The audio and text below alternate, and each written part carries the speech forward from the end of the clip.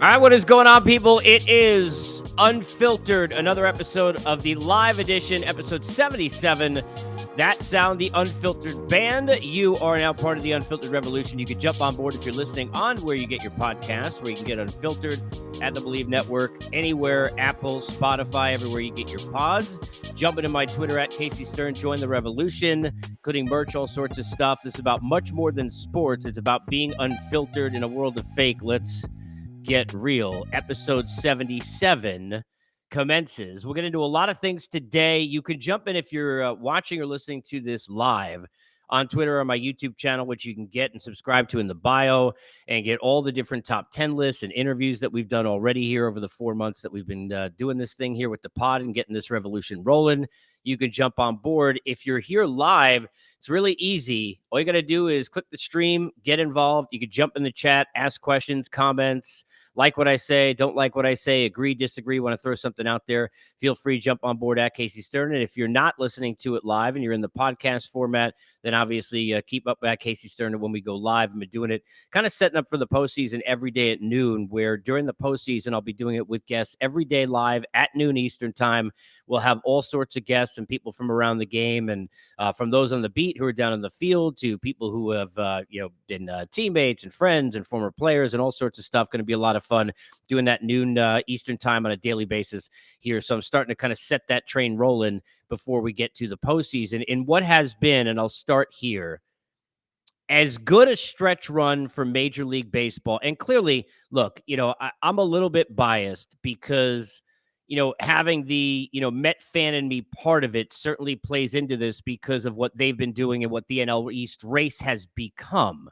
And this amazing stretch run that we're in, set up for here in the next couple of weeks with, of course, what I said should be on pay-per-view, this matchup coming up here in Atlanta where I live on September the 30th with a 3-game series. But I think in general, when you think about the races, the individual chases, and we're going to get into a lot of that here today on this show, this is as great a stretch run for Major League Baseball and for baseball fans that we've had in September, and it's setting up what should be just a dynamite October. You've got some great teams. You've got all-time players, got individual chases before we even get there, having a lot of fun with that. I want to get into kind of what it means for New York. Speaking of which, in this episode, also want to look back to here, and I'd be remiss not to, on the date September 21st, probably the most important baseball game that has ever been played in this country, that played on September 21st, 2001. So a lot to get into. Where else do you think we're going to begin? Let's all rise up here for Aaron Judge. What an amazing thing this is to watch from the outside for so many different reasons, as now he has 60 home runs. And by the way, what gets lost in this, what an amazing finish that was for the Yankees. And you could argue, no disrespect at all, the chase for Judge, even bigger to see Stanton come through in that moment and hit the grand slam and walk it off that way. I don't care if they're playing the Pirates or not. I don't care if you hate the Yankees or not. That was pretty special stuff. But when you think about it, obviously part of what's been so special about what Aaron Judge is doing is that he's been doing it by himself. Part of what's been so most valuable about what Aaron Judge is doing is that he's been doing it by himself. This isn't a typical Yankee team where they've got, because of all the money they spend, 6, 7 guys in the lineup who are dynamic, future Hall of Famers left and right, and everywhere you go, it's you can have, some Yes Network documentary on what that player is. You don't have any of that this year. This guy's been carrying his team for 2 months, and some of the lineups have been atrocious that he's been a part of. And outside of pitching him to open the game when he's leading off, I don't understand why anyone pitching to him at all. 17 intentional walks this year, 1 less than Jose Ramirez, 18 to lead the league. My guy Steve Phillips had something out this morning that there was a stretch of, I think, what was it, like 30 games or something like that at one point during the Bond season where he had been walked 17 times intentionally, 17 the whole season for Aaron Judge. But he's been doing it by himself. To see that moment take place was amazing. But I think even more so, we have to realize as baseball fans how amazing it is, before we even get into kind of the numbers he's putting up, which we'll get into here. And I'm curious your thoughts at Casey Stern. Jump in on Twitter if you're listening to this on the podcast. If you're live, jump into the chat. But for me, these are humans in Judge and Pujols that we like, that we respect, that we care for as fans, that we're into, that we root for. They're so easily rootable. You think about what baseball has been, and for all of us, whether you're covering it like I've been almost 20 years or you're watching it, for all of us, and we're all the same in this way, do we remember? I don't think we've forgotten what these chases are normally like, how ridiculous it normally is, because in the moments, what they have become, and they haven't become synonymous with greatness or excellence or unbelievable things. Like 98, when you look back there and I think about, oh, well, I did personally think I sat with my dad and watching this in September that. And now all those things taken away, to be able to not have that backdrop, to have humans that you're rooting for, to have humans that are so likable in Judge and Pujols. I'm curious where you stand on it. Hit me up on Twitter or jump in the chat. But to me, that's a huge part of this, is just how enjoyable it is to root for these guys comparatively to what it's been. That you could jump in and get excited about the baseball history aspect of it because of this. That's what makes it so much fun. I mean, look, you know how good of a dude you got to be and how likable you got to be. I don't care if you're going for 60 or not, to have as much universal love as Aaron Judge is receiving when you play for the Yankees. I mean, you're talking about, a different rarefied air, even playing for the Yankees, to be that beloved. But Aaron Judge is that kind of dude. You saw it after the game. I mean, here he is, and sincerely saying he was kicking himself for not hitting a home run when guys were on base earlier, because at the time, clearly, the deficit was still, 3 runs, with, Stanton about to set himself up for that big moment in the grand slam and that walk-off. In what was one of the crazier regular season games, for all the bad things that have happened to the Yankees, and how bad they've been and all the issues they have, and they're not the Astros, and they haven't beaten the Astros. They've had trouble beating the Rays in big spots. And, who knows where this division would be. Speaking of walk-offs, if Donaldson doesn't hit that one going back 4 or 5 weeks ago, that collapse that we thought might be taking place, in a way that we'd never seen before in this sport, regardless of, and I was there covering it every day in 07, or some of the others that people may remember. Yankees probably part of the biggest one that ever happened in this sport, that in the midst of a series when you go back to 04 and being up 3-0 in the ALCS. Sorry to remind you, for the Yankee fans watching or listening. But this here is a moment that if you're propelled into October, I mean, this was an important win, an important game, an important feeling, all that. I mean, the Yankees are soaking all this up, as well they should. But for Aaron Judge to be here and to be in front in all 3 of the Triple Crown categories in the American League is just nuts. It's crazy. This isn't just about home runs. And I think it was, and you should check it out after you watch or listen to this, Mike Petriello, I believe, who had the article yesterday that I had referenced about, people not paying attention to all the other stats and all the things this dude is doing. We're looking at a top what? I'm curious, where are you? Top what performance individually in the history of this sport? Top 20? For sure. I'm sorry. You look at where he's doing it in a walk year, and all that backdrop plays in.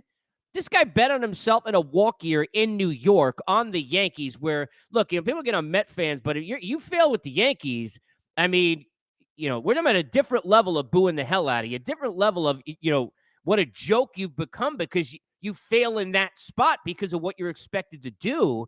This guy bets on himself, and it is immeasurable what he has done for his own career, for his Q rating, and certainly for his pocket, the kind of contract he's going to get. I don't know who else is going to offer up money to pay him, whether it's the Mets or the Red Sox or the Dodgers or whomever else is going to try and jump in there. I don't know who else would even fit in that category in terms of having the money or the cachet or both that's going to even entice Judge. But the Yankees are going to open up the vault for this dude, and they have no choice.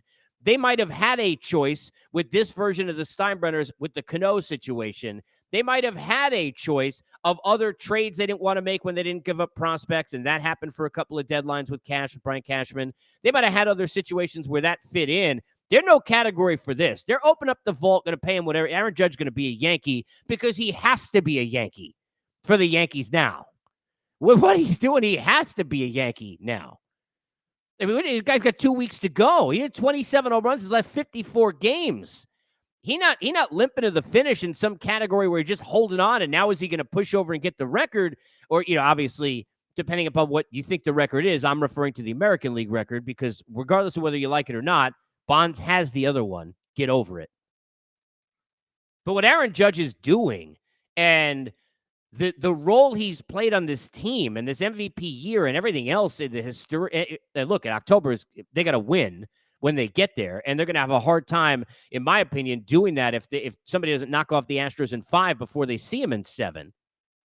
That's, to me, the Yankee path is in a 5-game series, anything can happen. I say this all the time. You go back to 2010 Phillies, go back to 2019 Washington Nationals when they knocked off the Dodgers in 5 games. You look at heavy favorites, they usually get knocked off in 5. Somebody does that, the Yankees got a chance to have that path. To beat the Astros in 7, I think it's going to be difficult, especially with the lack of depth in some of the pitching and the fact that you need the best pitching to beat the best hitters. The Yankees don't have a lot of those best hitters. I mean, you obviously dealt with the injuries of Stanton, not the same when he came back, injury to Rizzo, who was not there, who'd been very good, but they need this lineup to figure itself out. They need the depth of the pitching to show up enough to be able to have a chance in a 7-game series against the Houston Astros team. But the Aaron Judge scenario has put him in a place. The Yankees have to pay him. They got to pay him whatever the hell they want. Isn't even a word. There's no want. It's what he wants at this point. What's the story of the season next year? It starts without Aaron Judge. You think about that with the Yankees? Where are they? Who the hell are they? That's why he's the MVP. Who are they going to be? Exactly.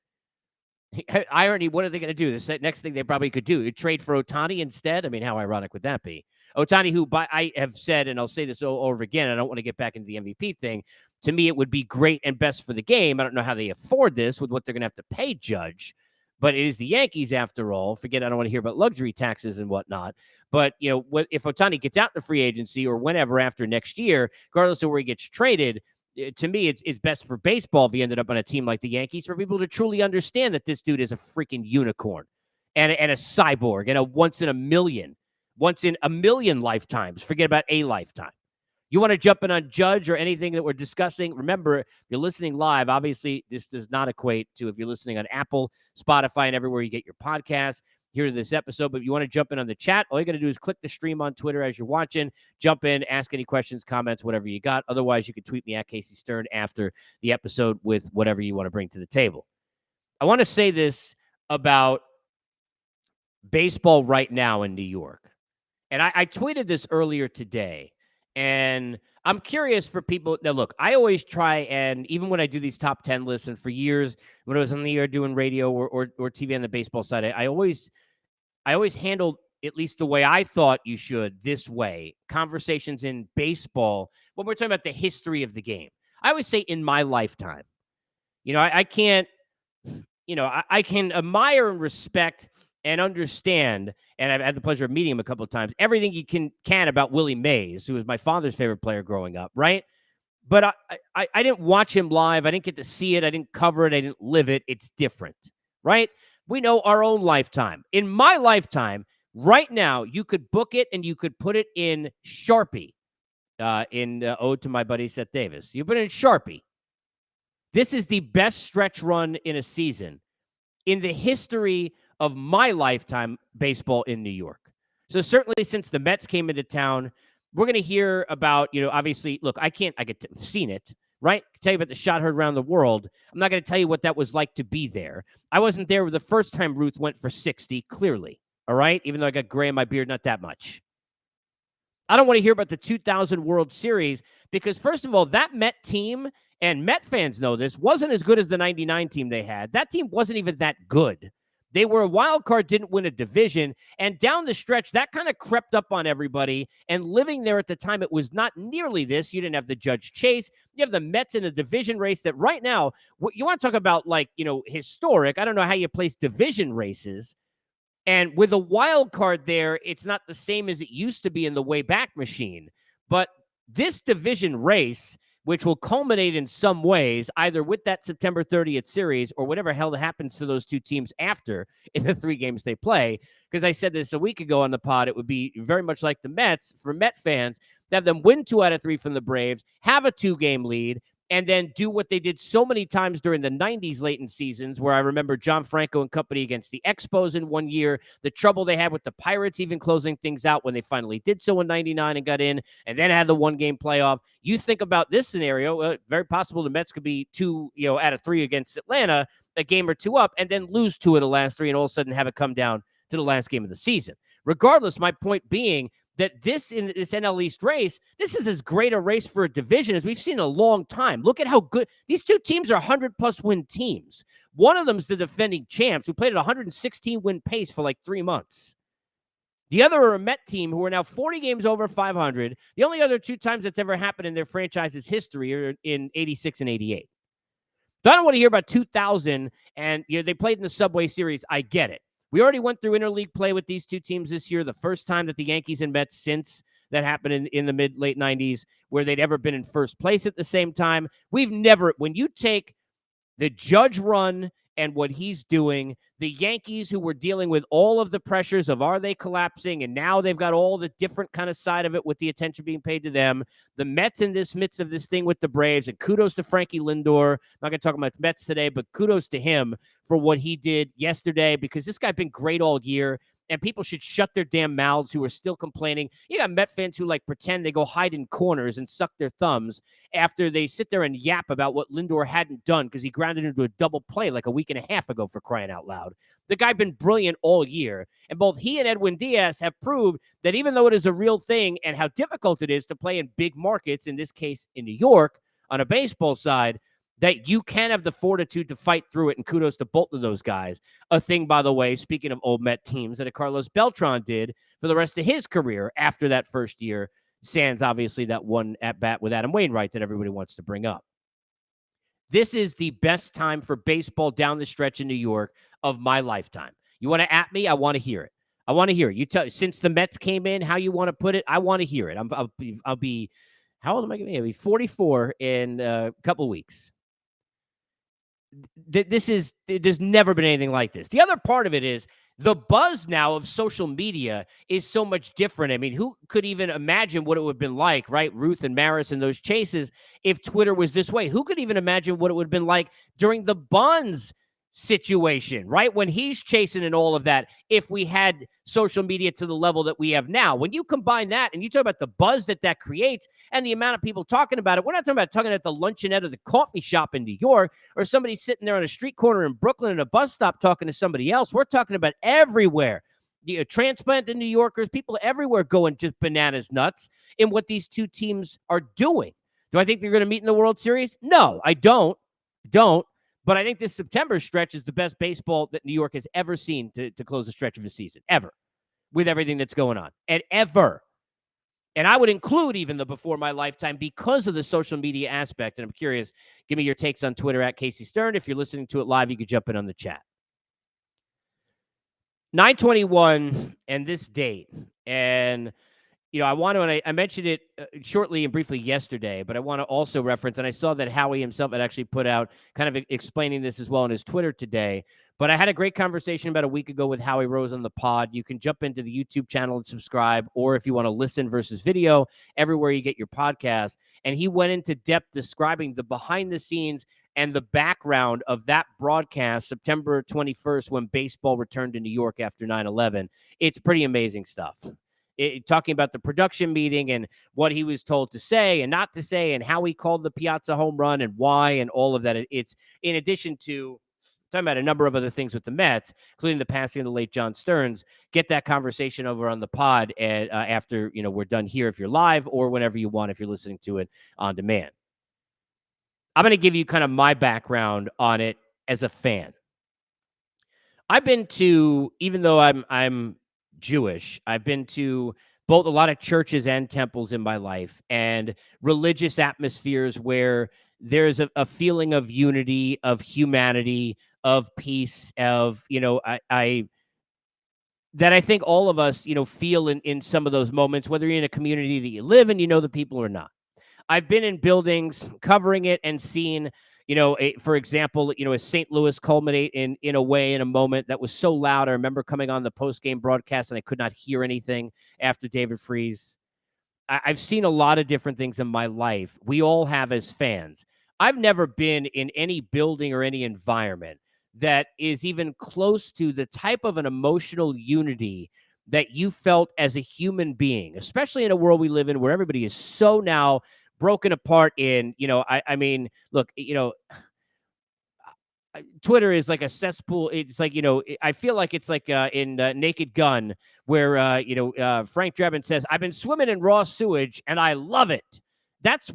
Twitter is swimming in raw sewage. I love it. Can't get enough of it, just like all of us, because we're in it and we're in it to win it. And you follow and you look, but all the political stuff and people on each other and everybody hates each other and dogs and cats living together. It's a damn nightmare. All right. There ain't nobody who sits there and cares about the person next to them enough right now. Book that, put that in your Sharpie, put that in your pipe and smoke it. Nobody. Nobody caring enough about people to the left of them or the right of them. And I don't mean left and right in politics, but as I said it, I knew somebody would think that. And you have to then equate, oh, well, let me tell you, I don't mean left and right. I mean on the left side and the right side, like I'm talking to my 5-year-old. We don't care enough about humans anymore. Way bigger than sports or Aaron Judge's 60th. All rise for that. But that building and that moment, that was such a special and different thing and difficult thing. I remember I wanted to go to the game, and I reached out to two of my friends the day before about the possibility of going. We didn't have tickets. And I was working at the time at the S&P 500 in New York. And I remember being in an office and emailing back and forth and can we get tickets and how are we going to get tickets? And I honestly don't remember, because one of my two friends who we went with found the guy who we got tickets from. I think it was some sort of a Craigslist-ian type of a place. I don't remember what it was. I don't think they had StubHub back then, but maybe they did. And I found out that we were going to go meet at this guy's office in the afternoon, 3:30, 4 o'clock, somewhere around there, get the tickets, and then we were going to go to Shea, take the subway, go to Shea, the train. That building and being in there for that, and I was up in the upper deck on the third base side. I remember the bagpipes and the national anthem, and I remember thinking to myself as I was watching people cry, and we all knew people. I didn't have anyone in my family, but I had friends who had lost people in their families, and you just knew you were there for something that was not baseball related. You weren't there for some game. You weren't there because they were playing the Braves in a pennant race. You were there because you were American. You were there because you were human.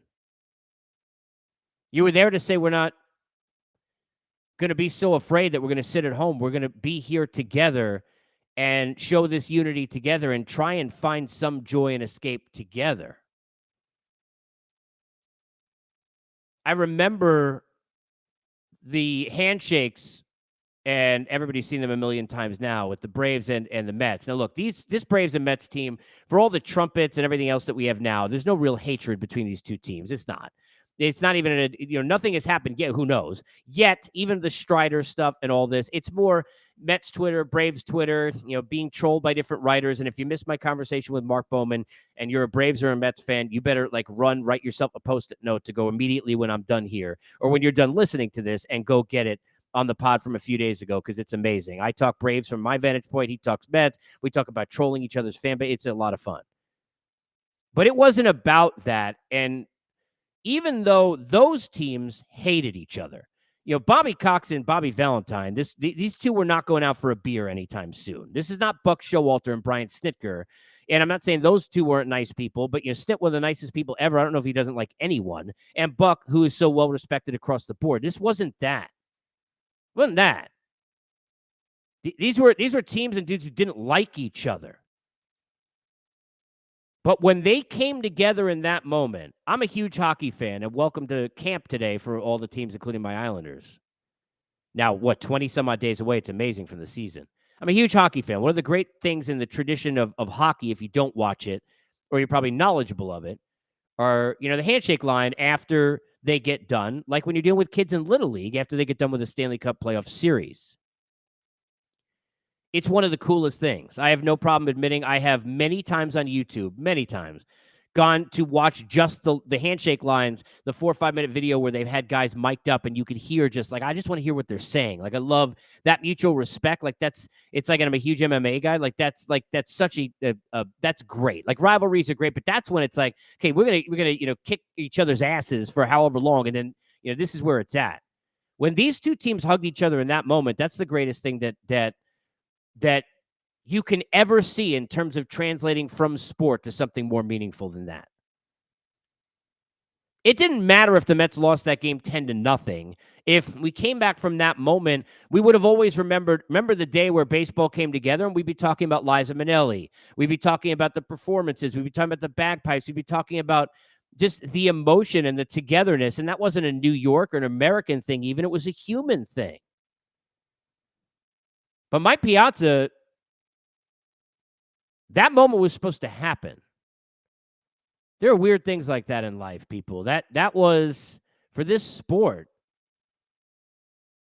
there are a lot of important home runs that we have in baseball. I don't care who you're a fan of. It doesn't matter. This is not about being a Met fan. It's not. But that home run is one of the most important home runs or swings that's ever happened in the history of this sport, because it was about way more than that. I've referenced this before, but I remember talking to Chipper Jones myself, and everybody's kind of heard him say it, but talking to him about that being the only game as a competitor that he is in his whole life, like Little League, high school, didn't matter, that he ever was okay losing. They weren't trying to lose, but he never was okay losing.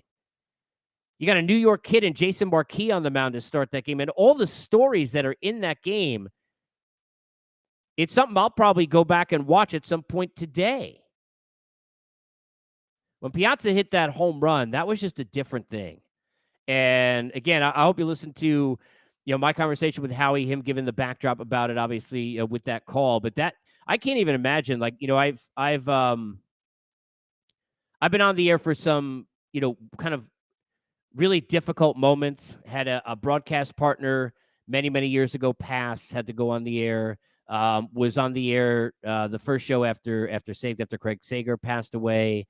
I remember being on the air with Turner the day after Kobe died, the first show that we did. And there are a lot of others. I remember being in the press room hearing about Corey Lytle. I mean, being in San Francisco in the World Series and hearing about a guy who at that time was a young phenom and then was just a young life loss in Oscar Taveras with the Cardinals. I can't even imagine what the backdrop of doing that game was or must have been. But it's amazing the way that it turned out, because it came so much more than baseball, so much more than yeah. But it was supposed to happen that way. It's remembered that way because the Mets beat the Braves in that manner, sure. But 9/20/101, that's a different breed. It's a different breed. I mentioned the Braves. I want to kind of shift a little bit. It's difficult, obviously, from that to anything in terms of baseball, because it's not really sports. But the Spencer Strider thing with the oblique, I want to hit that for a second. Everybody got their conspiracy theories or whatnot. These pitchers know their own bodies. This dude's a competitor. I said this before. I was ripping him, calling him stride right as much as anybody for saying that the Mets were lucky. But I like the way that he bounced back in that second presser afterwards. Kids, they figure it out. You got to have that arrogance, that confidence, that it thing if you're going to be an ace in this game. Max Scherzer, right now, not everybody, because there are the Clayton Kershaws and Jacob deGroms who are that way when they pitch, right? But not demonstrative in their attitudes. But there are also plenty of Pedros and Clemens and Scherzers and guys of that nature, right? Who are going to just like sit there and it looks like there's steam coming out of their face. I don't know how he pulls the mustache off necessarily, but I love everything Strider's about in terms of the pitching, dynamic to watch. He wants to be out there, and the Braves want him out there. Having him skip a start for the sore oblique, it's very similar to what happened with Max Scherzer, a guy who obviously well advanced in his career and age, knowing his own body. The Braves probably got to step in more here than where Scherzer could sit there and check himself at the door. But it's a situation where I gotta have, if the Braves are going to win the World Series this year, guess what? The kids, Harris, Grissom, Strider at the forefront of that, they're going to be a big part of it. Even if they won the championship last year, it's a different story. There's no Freddie, obviously got Matt Olson. It's a different story in terms of everything with that team, right? Kenley at the back end and questions now with him, where there were questions last year and then Will Smith kind of figured it out. But the Strider thing, I wouldn't read into it too much. I think, look, I want to see him healthy. I mentioned it the other day. I want to see September 30th, him and DeGrom opening up that series. And if that's what we get, I don't care if he needed to take a few days off to feel better about it. Let's go. I mean, you want to, if you're a fan of a team, you want to beat the team the way they're supposed to look. I think. I mean, for me, you don't want anybody to make it easier on you. I don't think. It's not how I would be. You want to sit there and be the Toronto Raptors being asked every day about, hey, what if Durant was there? I don't think you wanted that, do you? What if Clay didn't get injured or whatever? Like, I don't think you want them full throttle. And I think for Strider, you'll see that. So I really wouldn't worry about it too much. But it's not some conspiracy theory with Spencer Strider. He'll get back on the field. That race obviously continues to be a thing. Those two teams neck and neck, both going to get over 100 wins. Now 1 game apart in the division. Mets play this afternoon. The Brewers. Braves continue their series with the Washington Nationals. National League West clearly long in the books for the Dodgers. Now it's about preparing for the postseason. And Jerry Hairston Jr., who does a great job with them in the pre and post and all the Dodger coverage, will join me on Friday on the podcast. By the way, Sweeney Murdy tomorrow on the pod to talk about Judge. So who knows, it could be 61, 62 or more by then. But for the Dodgers, now the question for me is going to be, you've got really a layoff the rest of the year. There's nothing to play for. You're preparing and getting ready. And these guys know what it takes. They've done it before. I mean, all the division titles, and they won the World Series and all of that, right? But however, they've had, you kind of two flips of this coin. On one side, I think if you look at heads and you say, okay, well, with all the injuries they've had to the pitching, now they could really kind of rest up and get ready the way that they want. They've already clinched home field, and all that is true, and that's great. But at the same time, to now not have meaningful baseball, watch an initial series, don't be surprised if whoever plays the Dodgers in that 5-game set, no matter who is pitching it for whatever team, whether, and I'm thinking about what side it's on now. Right now, the way it would set up, right, is the NL East loser playing the Phillies, and the Phillies haven't beaten the Braves or the Mets, so my gosh, that's kind of like a bye. And now that I say that, the Phillies probably sweep that series, but it looks like a bye in itself because the Phillies, if the boogaboo like Twins Yankees or Yankees versus the Rays, if you will, when they even look at that team, and whether it's the Braves or the Mets. But one of those teams then would face the Dodgers in a 5-game series. And I think, right now, I don't even know what if you could do this, but give me the odds of what that are. I don't even need to know what team it is. I'm taking them in game 1 because it's just hard to do that after a layoff to then snap back in when another team is going that way. That's going to be one of the things to watch for the Dodgers. And now in the American League West, where the Astros have kind of locked things up and clearly the best team in the American League. The Jays are, to me, a team still to watch. I say this every day. Put up, 18 runs yesterday. Look, I think Toronto has the front-end pitching, the back-end pitching that can get swings and misses. They've got bats with experience. They've got young bats that still can break out and carry, like we saw that Bo Bichette did recently for a couple of weeks. I think Toronto's very, very dangerous. Very, very dangerous. In the American League, I think that, the Mariners are playing with house money, which is sometimes, by the way, that's not like a back pat. Sometimes that is really a positive thing heading into a postseason because they don't need to win necessarily. These kids have never been there, but they're not afraid. Clearly, you could tell. They're prepared. Clearly, you could tell. You got a Rays team that always looks that way. It's going to be fun. I think the AL's more wide open. The Astros are going to be tough to knock off in 7, a little bit easier in 5. The Yankees, I don't know who they are as a team. We know who they are right now in terms of Aaron Judge. But as a team, when it comes down to it, can they win a series? If they have to face the Rays, is that something that's going to be, are we Twins Yankees in the midst of that all over again? You go back to Brasso and Chapman. And again, outside of the Donaldson walk-off, really all this year, it seemed like at big points. Can the Yankees beat them in a big series? I think that there are some possibilities of some damage done by a surprise team or a wild card in the American League. And even with the Guardians, you got Tito there, and that factor in that team is, how much fun are they to watch?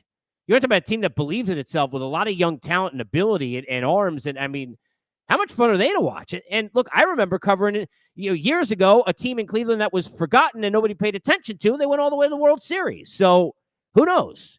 American League, to me, more wide open. The National League, I just think it's going to be exponentially difficult for the Phillies or the Padres, who, no offense to the Brewers, look like the two teams now. And the NL East, loser goes into the other category. The Cardinals, I think, probably go in with the wild cards for me. I think Dodgers, Mets, and Braves, it's going to be really, really difficult to go on a path where you're going to have to knock 2 of those 3 off. And that's what makes losing the NL East difficult, is that if you're, let's say, the Braves right now, you got to then knock the Dodgers off in 5. The Mets probably, again, who knows, probably knock off, let's say, the Padres or whatever in 5, or even the Cardinals. And then you got to go beat them in 7.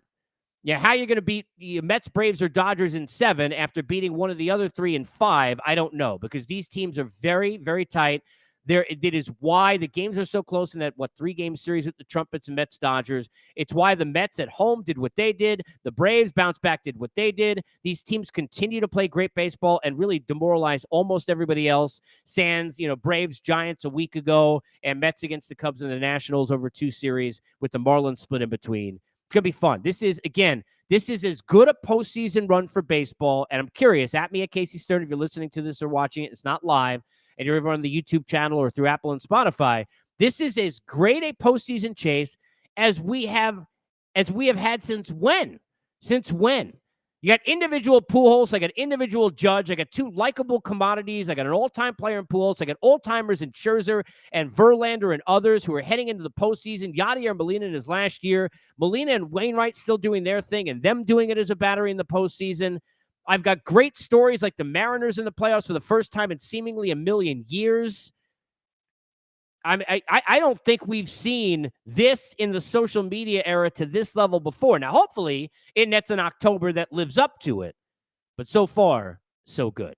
Episode 77 of Unfiltered in the books. Catch up with the pod tomorrow. Sweeney Murdy on the Yankees and Judge. Friday, Jerry Harrison Jr. on the Dodgers. I'll stay live with you, and as well, we'll be live every day during the postseason. You can hop on board at Casey Stern, join the revolution, and be a part of it all. Thanks so much. Keep on listening. We'll see you soon.